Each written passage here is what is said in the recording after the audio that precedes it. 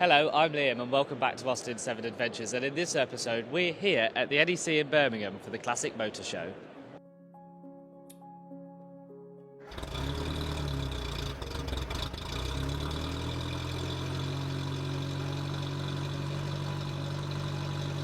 In this episode we're heading to the National Exhibition Centre in Birmingham for the Lancaster Insurance Classic Motor Show, held annually every November. We're thrilled to have been invited to display the loan car on a pre-war Austin 7 Club stand, alongside some other gorgeous examples of members' cars. We'll also be catching up with some other participants in the Classic Car Loan project and chatting to some of our friends who are lowering the average age in their own car clubs.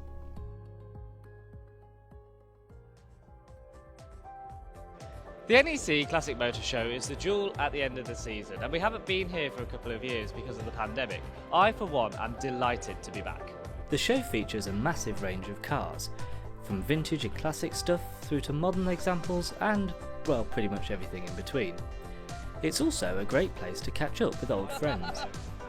As we all know, car clubs have been working particularly hard in the last couple of years to improve the standing, shall we say, for young members, and one of the ones that have been quite successful in doing that is the TR Register. Hello. So we are the TR Registered Youth Group.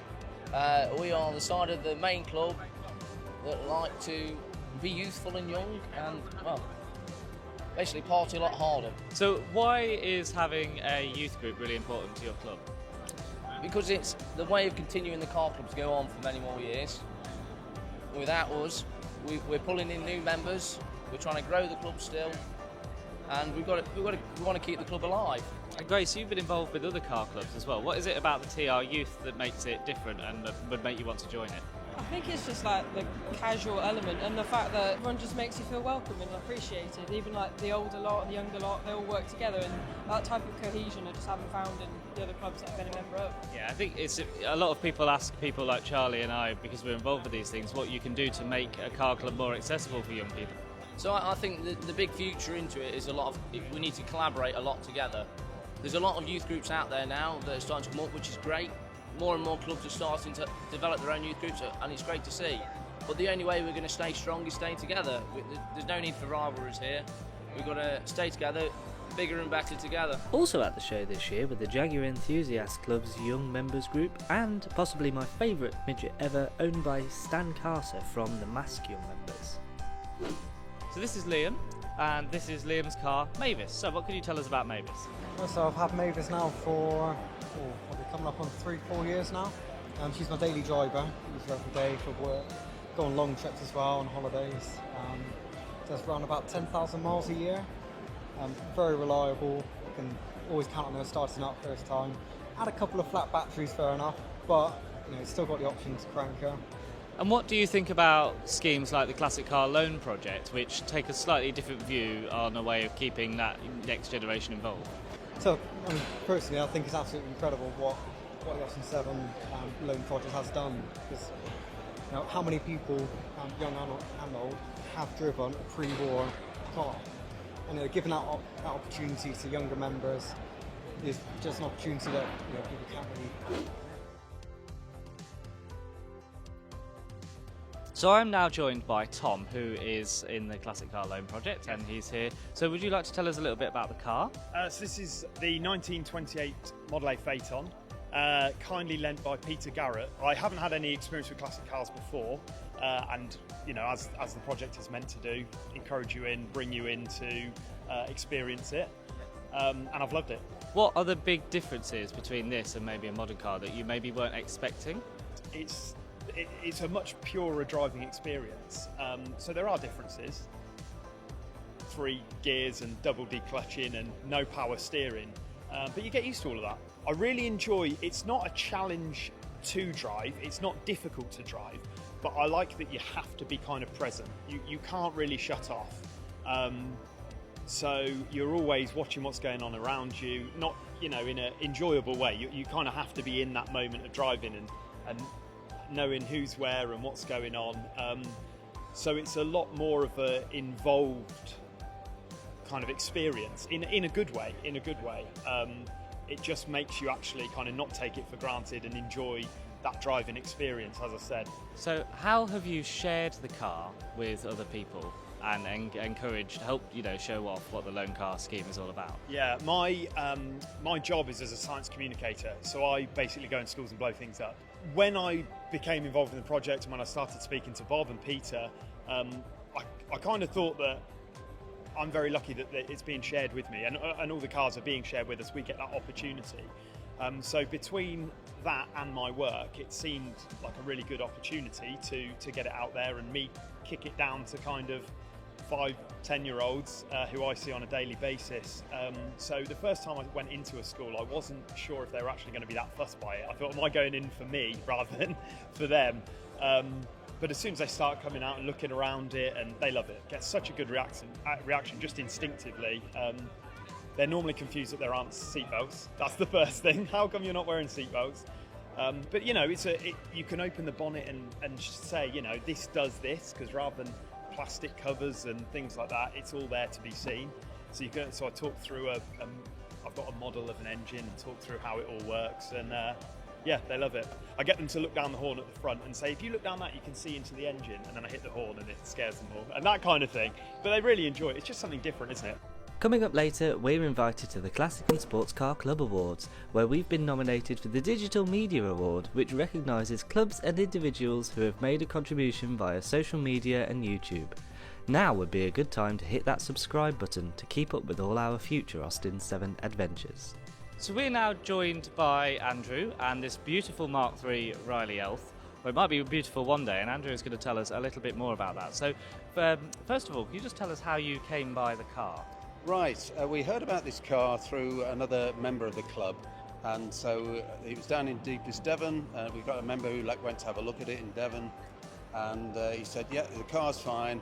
Said the paintwork isn't very good, and we're working closely with the local college in Coventry, and so the car at the middle of November will be going off to be repainted. So you could understand why some clubs and some projects such as yours might be a little bit anxious about buying a car and investing all that money into the project. What advice would you give to any club committee that's considering becoming part of the Classic Car Loan project? Yes, that's a very good point. I had to sell the idea to our trust members and actually the management team. One of the things I said to them, I said, you're buying an asset. You still own the car. It's not depreciating, so if things went wrong and we ran out of money, we could always say, sorry, we've got to sell the car, but it's an asset. But it's an asset which is helping the cause of the club and the trust and so on, so you're in a win-win situation. There's not enough young blood coming through to encourage them to take on classic cars. You sit behind that and a big smile comes on your face. It's like driving a go-kart. It's so much fun. And everyone goes, wow, look at that. It's fun. And I think it's expressing or getting the interest in youngsters to have that experience. Classic cars are expensive now, but this is a fantastic way of introducing them to the classic car market. And then hopefully, one day they will actually go and buy one of their own. Whilst at the NEC, we were invited to the Classic and Sports Car Club Awards, where we had been nominated in the category of Digital Media. We were joined for the evening by some of the older members of the Pre-War Austin 7 Club and some young members of the Morris Minor Owners Club. Oh, it's on video as well. The awards celebrate the great and the good from across the car club world, celebrating this year's achievements for club events, publications and personalities. I think we were just in it for the free food. Everybody was quite pleased to receive a goodie bag, but one of our party was especially thrilled. I love Tom Jones.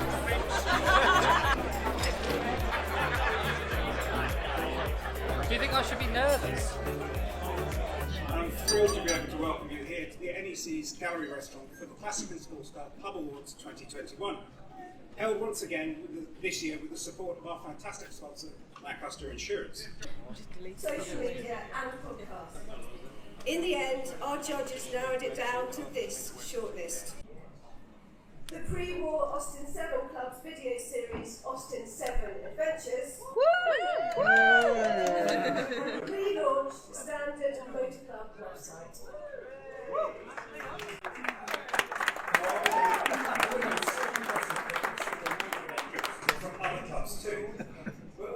delighted by the projects that encourage a new generation into the classic community. And Liam Murphy's adventures with his classic car loan project Austin are engaging and great fun. Our winner is the pre-war Austin 7 Club.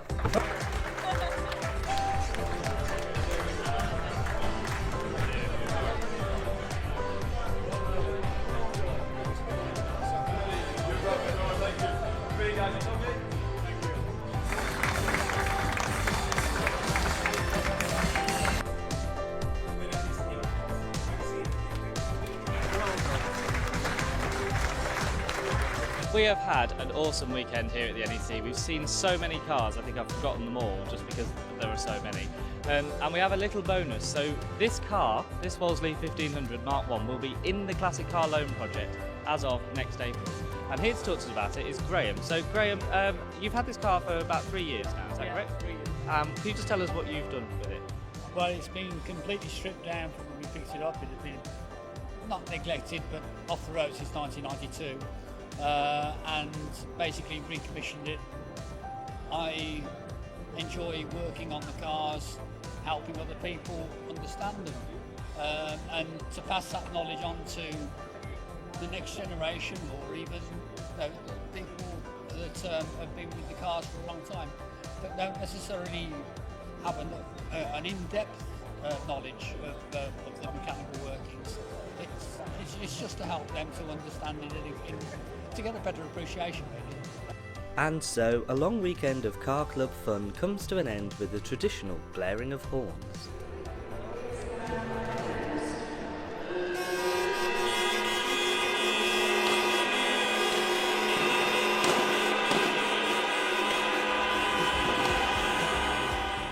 Thank you to everybody who came to see the Austin 7 over the weekend, and we'll see you next time on Austin 7 Adventures.